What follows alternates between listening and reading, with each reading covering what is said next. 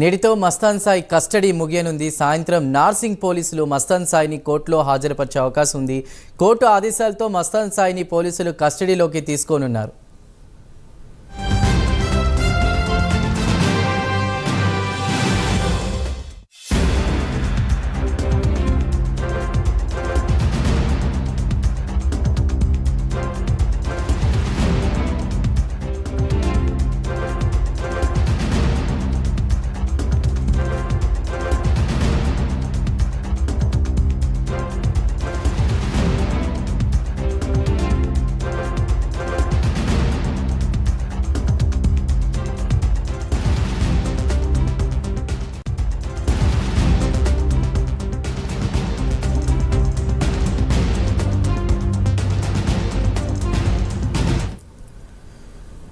రైట్గా విచారణ జరిపిన తర్వాత డ్రగ్స్ పార్టీలకు సంబంధించి వీడియోలు సేకరించారు. ఇంకా మస్తాన్ సాయి డ్రగ్స్ లింకులపై నార్కోటిక్ పోలీసులు దృష్టి పెట్టారు.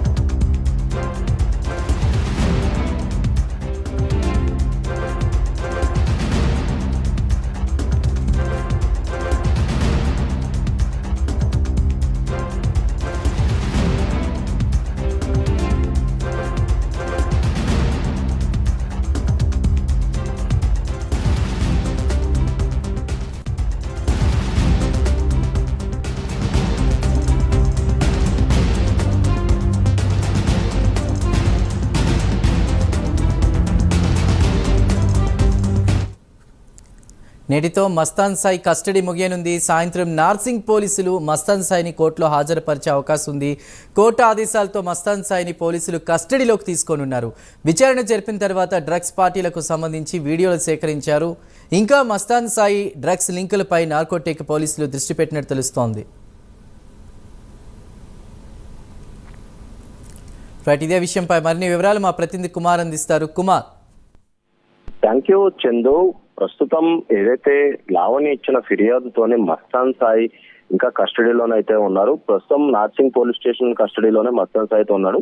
నార్సింగ్ పిఎస్ కి కూడా నార్కోటిక్ పోలీసులు కూడా రావడం జరిగింది. మస్తాన్ సాయిని నార్కోటిక్ పోలీసులు కూడా విచారించారు. ఎందుకంటే ముఖ్యంగా మస్తాన్ సాయి వ్యవహారంలోని డ్రగ్స్ అనేది చాలా కీలకమైన వ్యవహారం. ఎందుకంటే ప్రతి వారం చివరిలోనే తన ఇంట్లో డ్రగ్స్ పార్టీ నిర్వహించినట్లు కూడా పోలీసులు గుర్తించిన నేపథ్యంలోనే ప్రస్తుతం మస్తాన్ సాయిని అయితే నార్కోటిక్ పోలీసులు కూడా విచారించారు. ముఖ్యంగా డ్రగ్స్ పార్టీ వీడియో వివరాలను కూడా సేకరించారు.